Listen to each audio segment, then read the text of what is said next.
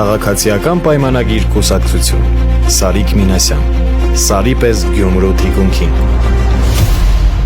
Քաղաքացիական պայմանագիր Քվեաթերթիկ համար 1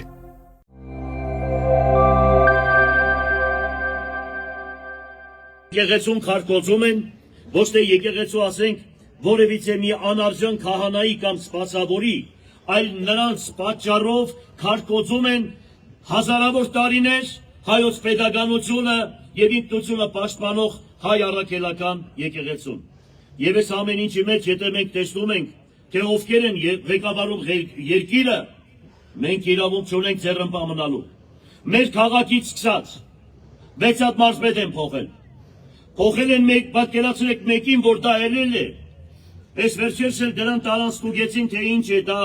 ինչեր է օգտագործում, քրեական գործերը վրեն հարուցած, որ դպրոցների տնօրեններից ինչքան գումարներ է վերցրել այդ պատգամավոր է մարզպետը ինչ էր բան, ու դա ինձանից է խոսում, պատկերացրեք։ Խոսում է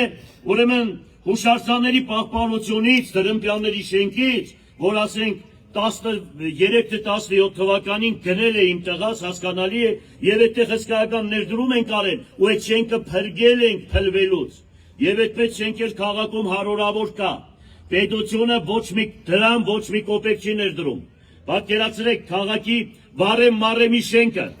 Մի շենք դուք չեք վերակառուցում։ Բա լավ չէ, որ այսպեսի մարդիկ եկել են ու այդ շենքերը վերակառուցում են։ Բայց մնացածների անուններն չի չեք տալիս, որ ասենք ձեր թիկունքին կանգնած են ու այսպես ծածուկ դատախազության KGB-ի շենքը, փաղնիկները, Գևորաղի փաղնիկը, Գյումրի ռեստորանը, կինո հոկտեմբերը, մանկավարժական ինստիտուտի շենքը, կողքի հիվանդ եւ այսպես շարունակական, եւ մենք ձեր մագարտագին չենք մի խոսքով, անուններ չենք ուզում շատ տալ,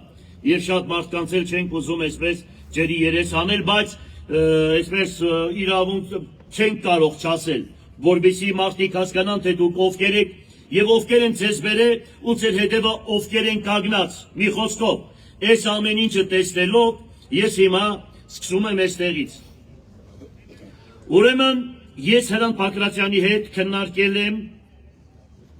ինքը շատ լուրջ մասնագետ է եւ մշտական ես ցավում եմ, որ նմանատիպ մարդիկ Հայաստանում տեղ չունեն եւ նախկին ղեկավարների կողմից եւ այսօրվա ղեկավարների կողմից։ Քննարկելուց հետո եկել ենք այն եզրակացության, որ ես մշտական, որ հարց եմ բարձրացրել, որ 20-ից 30 անգամ Երևանի բնակիչը ավելի բարվոք է ապրում, քան Գյումրի եւ Հայաստանի Հանրապետության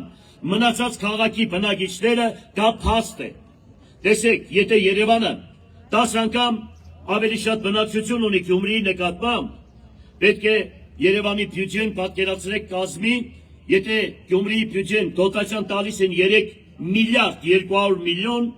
իսկ Երևանի բյուջեն 100 միլիարդից ավելի է։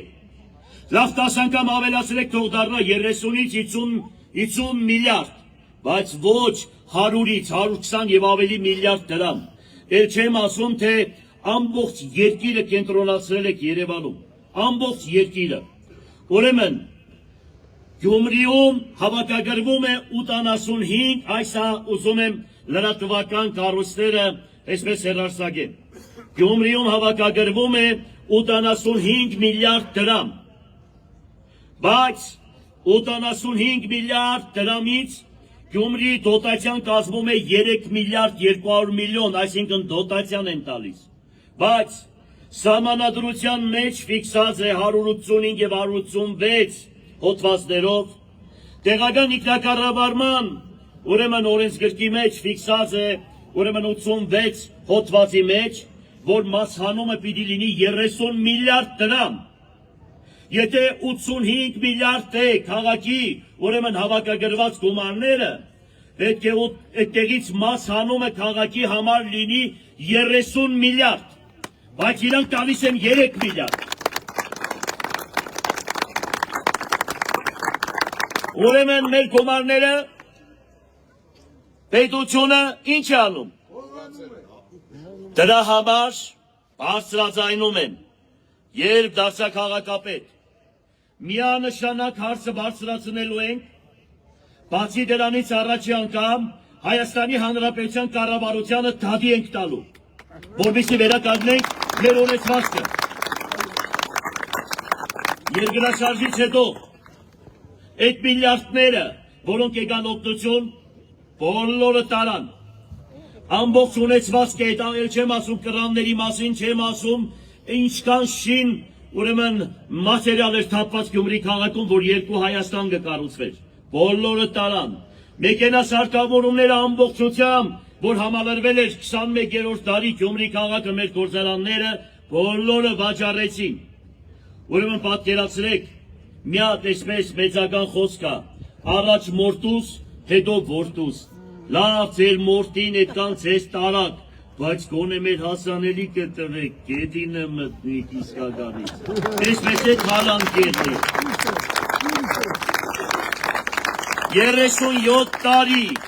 37 տարի լսում ենք, ամենաանապահով խավը ապրում է Շիրակի դաշտավայրում և Գյումրի քաղաքում։ Պատկերացրեք Հայաստանի Հանրապետությունում, ուրեմն ամենաանապահով խավը դա Շիրակն է, Գյումրին է և Գեղարքունիքն է։ 37 տարի մենք այդ աղքատության մեջ ապրում ենք։ Հայաստանի Հանրապետությունում 23 և 7% է աղքատության թիվը, բայց Գյումրի քաղաքում 39.5, այսինքն 40%։ Իսկ ծայրահեղ աղքատությունը Հայաստանի Հանրապետությունում 1.1% է, Գյումրի քաղաքում 2.6%։ Հələ թվերի նայեք։ Եվ այս պայմաններում այդ եղած գումարը մեզանից տանում են։ Այդ եղած գումարը մեզանից տանում են։ Հա գիտեք, մի օր քեզանից մեկը ասեց մենք դիտավորյալ ենք պահում գյումրեցիներին աղետի կոդի, որպեսզի կարողանանք դրսից գումարներ բերել։ Լավ այդ գումարները բերում եք, գոնե ժողովրդին տեր եղեք։ Գոնե մտածեք առաջինը այս քաղաքին պետք է աշխատատեղ, համար առաջինը։ Ուրեմն 96 թվականից ազգային ժողովում դուք հիշում եք, ես ելույթ եմ ունեցել։ Բնակարանները գյումրեցին, որ կառուցվում է այս քաղաքում, մարդիկ այդ բնակարանները հաճ չունենալու պատճառով վաճառում են արագ կարգով եւ գնում են նորից տնակների մեջ ապրելու, որովհետեւ մարդը ինչքան կարող է սոված ապրի։ 10-15 օր ոչ ավել։ Այսինքն Գյումրին եւ Շիրակի դաշտավայրին պետք է աշխատատեղ։ Աշխատատեղ, որ 1915 թվականին Ալեքսանդրապոլը ավելի շատ Ալեքսանդրապոլում աշխատատեղ է եղել, քան թե 21-րդ դարում Գյումրի քաղաքում։ Դուք պատկերացնում եք ինչ համեմատությունների մասին եմ ես խոսում, ինչ համեմատությունների։ Եվ վերջապես, ուրեմն քաղաքում իմ ժամանակ ես մի հատ ուրեմն որոշում կար կառավարության,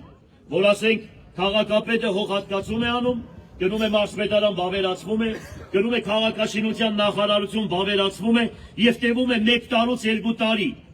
Եթե հետևից էլ չգնան ու հարցեր բան, 2 տարի ու բացասական գալիս է չին թույլտվությունը եւ ոչ ուրեմն կոմպետենտ ձևով։ Ես կարողացա այդ որոշումը փոխել տալ։ Եվ այսքան որ շենք շինություն, նայեք, ինչ որ տեսնում եք, մասնավոր իմորոք է կառուցվել։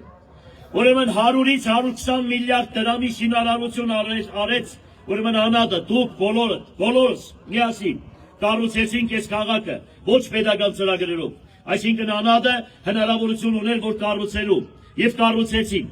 Ինձանից հետո անցել է 13 տարի։ Հələ մի հատ թող ցույց տան, որ մի հատ ինչ որ շենք շինություն է կառուցվել քաղաքում։ Թող ցույց տան։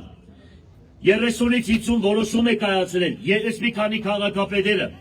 Պատկերացրեք, բայց պետությունը չի տեսնում, որ քաղաքապետերը նմանատիպ ուրեմն ոտնձգություն են անում քաղաքի նկատմամբ։ Այդ մոտ է չի երևում, ամեն ինչ գիտեք։ Ընդդուք գիտեք, թե մարդ, եթե ուզենաք, իմանաք, թե մարդը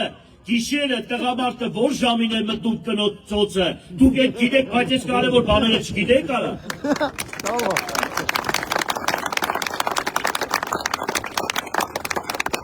Եվ այս բանի մեջ ես միանշանակ մի բան եմ ասում։ 1915 թվականին, երբ որ թուրքերը միլիոնոկես հայ կոտորեցին Բարբարոս ազգը։ Դրանից հետո ուրեմն եկավ 91 թվականը եւ մենք անկախացանք։ Անկախացանք 3 միլիոն 700 միլիոն բնակչությամբ։ Այսօր դարել է 1 միլիոն 800, 2 միլիոն, 2 միլիոն, 1 միլիոն 800-ից 2 միլիոն։ Պատկերացրեք, ինչ է պատճառը, որ հայը լքում էր հայրենիքը։ Լոկ մի բանի համար, որ չկա աշխատատեղ։ Չկա աշխատատեղ եւ մարդիկ գնում են Ռուսաստան մեծամասնությամբ 90%-ով, որբիսի իրանց ընտանիքը պահեն։ Հիմա էլ այնտեղ եկած գումարների վրա են տոկոսներ դրել, որ մարդիկ հետ չկան։ Այսինքն իրենց ընտանիքին էստեղից տանեն։ Դուք գիտեք, թե սա ուղղակի սովորական արվում է։ Ոչ։ Հայաստանը ղեկավարվում է անգլո-թուրքական ուժերի կողմից։ Սա բարձրաձայնում են եւ դրա համար խելացի ձևով 3.700.000-ից դարել է 1.800.000 բնակչություն։ Այս լավ որ չեն մտածում։ Այդ թուրքերը, որ բաժանվեցին 4-ից 5 միլիոն էին, հիմա դարել է 10 միլիոն է Ադրբեջանը։ Հա ոնց են մտածում իրենց երկրի, իրենց ժողովրդի նկատմամբ։ 1941 թվականի հայրենական պատերազմի ժամանակ ուրեմն 110 ձևի ուրեմն զենք զինամթերք էր արտադրում Հայաստանի Հանրապետությունը, որից 30-40% արտադրվում էր Լենինագանում։ Ինչ եղավ մեզ։ Ուրեմն նայում ես Ֆրանսիայի, Գերմանիայի, Ամերիկայի, Ռուսաստանի ռազմական արդյունաբերության ամենակարևոր հրթիռաշինության մեջ ատոմի հետ կապված ամենամեծ դերակատարությունն ունի հայ ժողովուրդը, մեր հայ գիտնականները։ Ինչի Հայաստանում դուք չեք արտադրում նորմալ հրթիռներ։ Ինչն է պատճառը, որ դուք չեք անում։ Յուրաքանչյուր սովորական չոբան ասեմ, հավաքարար ասեմ, ում հարցնես կասեն մենք պետք է զենք արտադրենք։ Եվ ահա խնդրեմ, համ աշխատատեղ կլինի, համ մենք հզոր կլինենք, եւ միայն մեր հզորությունն է, որ դրանց պիտի ստիպի, որ դրանք խելոք մնան։ Ինչ կան խաղաղության պատրվագի տակ, ասեք թե խաղաղություն ենք ուզում, այս տարածք ենք ձեզ տալիս, խաղաղության պայմանագիրը կենքեք, խաղաղության պայմանագիրը կենքեք, լավ իմացեք, ոչ ոք չի ուզում կռիվ, ոչ մի հայորդի չի ուզում պատերազմ, բայց խաղաղության միակ գրավականը դա ուժեղ բանակ ունենալն է, ուժեղ Հայաստան ունենալն է։